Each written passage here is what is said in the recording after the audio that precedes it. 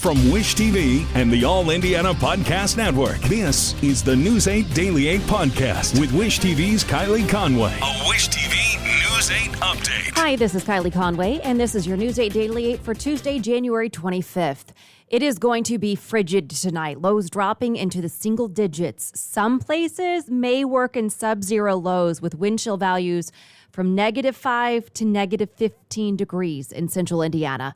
Just be sure to bundle up from head to toe tomorrow morning, especially those kids. The risk of frostbite is there and hypothermia. Those risks rise with these kinds of temperatures, so just keep that in mind.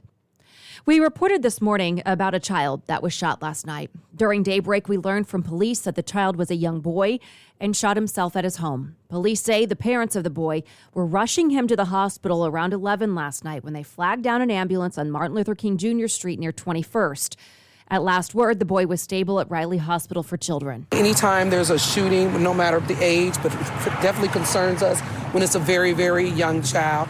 We have a great concern. IMPD hasn't released the boy's age. They believe the boy, again, was at home, and they do say that the parents are cooperating. And hours earlier, the city's mayor and police department unveiled top priorities in fighting crime. Gun violence is at the center of the message. The city's investing $150 million into the department over 3 years. The plans include new technology like license plate readers and more public safety cameras. The mayor also wants to keep growing the Indiana Crime Guns Intelligence Center. ITMate Press Talk set on the rise in homicides over the last 2 years. Well, you have to add the fact that we are now at the end of the second year of a global pandemic, which has victimized every urban area throughout the country. I've acknowledged many times before, I'm not the mayor of any of those other cities. I'm the mayor of Indianapolis. And so I'm focused like a laser on moving the numbers downward. IMPD is also hiring outside data consultants to help make detailed information about violence more available to everyone. IMPD says it wants to hear from the people it serves through a series of town hall meetings. The first is a virtual meeting next Monday evening at 6.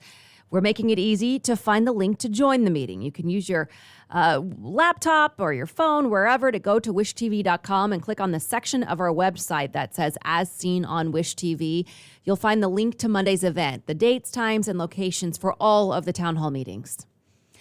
And new city employees called Peacemakers had their first day on the streets yesterday. Peacemakers are another element of the city's violence reduction plan. I've been talking about it a lot here on the podcast. Leader of the Indy 10-Point Coalition, Reverend Charles Harrison, says that this is something that the coalition has been advocating for years. He points to the work that the coalition has done as evidence that the program can work, but he says it will take time. We're just one piece to the solution, and it's going to take the efforts of all the other groups in addressing the root causes of the violence also, if we're going to have success in lowering this violence that we're seeing now citywide. So far, 35 peacemakers have been hired by the city. The mayor says he hopes to hire 15 more by the end of July. Indiana marks a sobering statistic in the pandemic. The State Department of Health reports more than 20,000 COVID-19 deaths. New numbers released last night from the health department show more than 3,000 people across Indiana are in the hospital with the virus, and just fewer than 13% of beds in intensive care units are open for new patients. Federal regulators are halting the use of Lilly's COVID antibody treatment. The FDA is pulling its emergency use authorization for it and for the drug from Regeneron. Both companies say they're working on new versions. The FDA says it's halting use of the current treatments because they're highly unlikely to be effective against the Omicron variant. The CDC says 99% of cases across the country right now are Omicron. Pfizer and its vaccine partner, BioNTech, are starting a study comparing their original COVID-19 vaccine with doses specially tweaked to match the Omicron variant. The study will include 1,420 healthy adults. Most already are vaccinated and will either get boosters of the Omicron-based vaccine or the original version. Some unvaccinated volunteers will get 3 doses of the Omicron version. The companies have been working on an alternative version in case global health leaders call for a change. After the first full school year disrupted by the pandemic, more than 20 states across the U.S. have seen a drop in graduation rates, including Indiana. The data analysis was done by the Associated Press and Chalkbeat. It looked at 26 states and suggests the pandemic may have ended nearly 2 decades of nationwide progress toward getting diplomas to more students. In Indiana, 2020 saw the graduation rate at 87%. Last year, it dropped to 85.8%. The drop came despite at least some states and educators loosening standards to help struggling students. Most states waived outstanding graduation requirements in 2020 and saw graduation rates tick up that year. But there is fear among some educators that the next several graduating classes could be affected even more. The Indianapolis Urban League is handing out 2,500 free COVID-19 home test kits today during its food distribution drive. The drive starts at 10 this morning. There will be 22,000 pounds of food to hand out to some 500 families. The Urban League says it received a generous donation of COVID-19 home test kits to disperse in the community due to the higher transmissibility of the Omicron variant and low vaccination rates. The free home test kits will be available on a first-come, first-served basis while supplies last. The drive will be in the league's parking lot at 777 Indiana Avenue.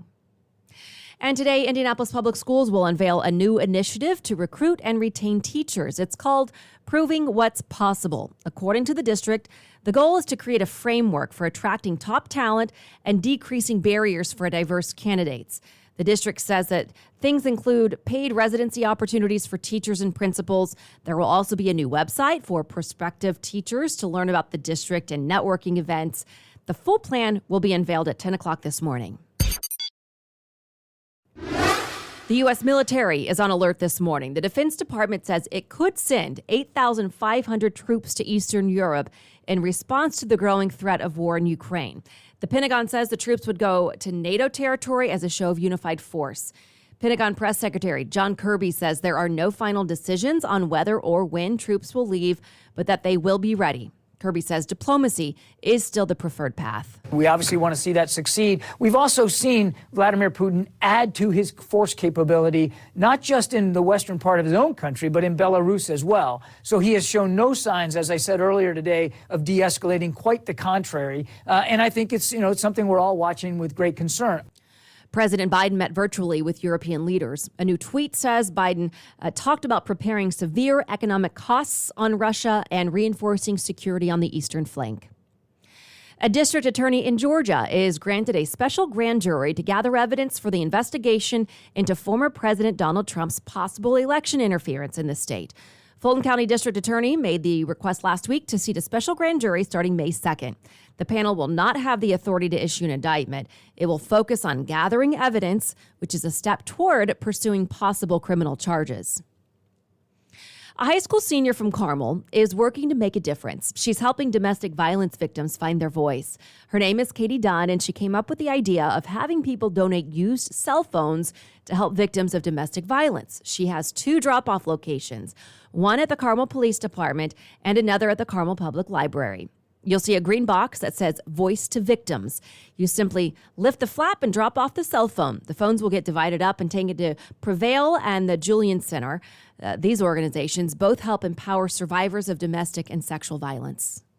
It started when my neighbor sent out a text about her friend needing a phone because she was in one of those situations. And it made me think back to the time when we visited the Julian Center. And I thought that it would be a great opportunity. Katie came up with the project last year to earn a Girl Scout award from her local troop. Last year, she collected 411 used cell phones. She says if you don't see drop-off boxes at the Carmel Police Department or library, she's more than likely going through the phones to deliver them. And you can then drop them off directly at Prevail or the Julian Center.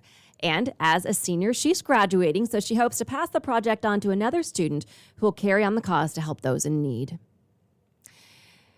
Cathedral keeps the crown in one of Indiana's top basketball traditions. The city championship came down to a Monday night matchup between the Irish and Arsenal Tech. Tayshawn Comer buries a 3 to give Cathedral a 5-point lead at the half, and they'd build from there, including a 12-0 run to start the fourth. The final was 80-64. I think for our seniors, they've been through so many of these, and just I think the experience came out tonight. And for Tayshawn, Jackson, Jaden Malachi, Jaron, Gabe, Luke, and Thomas to finish it out with the state championship back-to-back, I think that means a lot and says a lot about the legacy that they'll leave behind. This is Cathedral's second straight city tournament championship.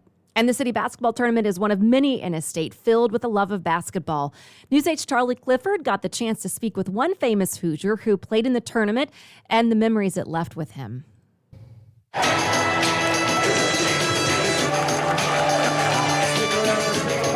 In the city tournaments, man, that was some of the best talent when I was coming through. Before the big stage in Bloomington, Mike Woodson's biggest prize, Indy's city bragging rights. I remember one year when I was a sophomore, I lost the city tournament for the varsity. Shouldn't even have been in the game. I threw the ball away, cross-court pass. That was tough. I had to live with that for the next year.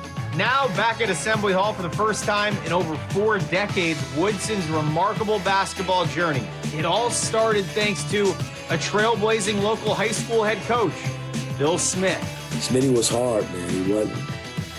There was no messing around with him. I just thought it set the table. So when I got here to Indiana, I was already ready from a discipline standpoint. And Knight kind of revved it up 10 notches. Bill Smith remained one of Woodson's most trusted allies until his passing in 2014. 23 seasons at Broad Ripple High School in 1980, the first black head coach to lead an integrated team to an Indiana high school state basketball championship. This season, his legacy as a mentor carried on by our city's current head coaches. People think coaches make a lot of money. My whole stipend pretty much goes back to, to the program to help our youth out. It's what you make of it. It's not really about the money. It's about just the culture. Just always talking about making the right decisions, being around the right people, holding yourself accountable, and then just holding your family name accountable. Time eventually dims the names on the city trophy. What lasts forever? A tradition that remains unmatched in Indy. Charlie Clifford, Wish TV, wishtv.com, and follow us on Facebook. And to the Pacers now, frustration and signs of hope on the same night. Indiana wrapped up a 5-game road trip with a loss to New Orleans. Like the rest of the trip, the Pacers were very shorthanded with several starters out. Younger players stepped up to make a game of it and one set a record. Undrafted rookie Dwayne Washington Jr. buried 7 3-pointers. No Pacers rookie has ever hit more in a single game. Also, fan favorite Lance Stevenson will stay on for at least a while longer. The team signed him to a third straight 10-day contract. And finally today, a posthumous honor for Holocaust survivor Eva Kor. Leaders at the Indiana Historical Society will read an official proclamation declaring January 27th Eva Education Day in Indiana. They'll also share details about a new exhibit focused on Kor's legacy that's set to open next month. Today's event is at the Eugene and Marilyn Glick Indiana History Center on Ohio Street. Starts at 1 this afternoon. This has been your News 8 Daily 8 for Wish TV. I'm Kylie Conway. Online at wishtv.com and follow us on Facebook when you search Wish TV. This is the News 8 Daily 8 podcast with Wish TV's Kylie Conway. A Wish TV News 8 update on demand. For even more, on demand and on the go. Connect with Wish TV on Facebook at wishtv.com and on the free Wish TV mobile app. Thank you for listening. And be sure to like, subscribe, and follow this podcast for updates every weekday morning on the All Indiana Podcast Network and wherever you get your podcast.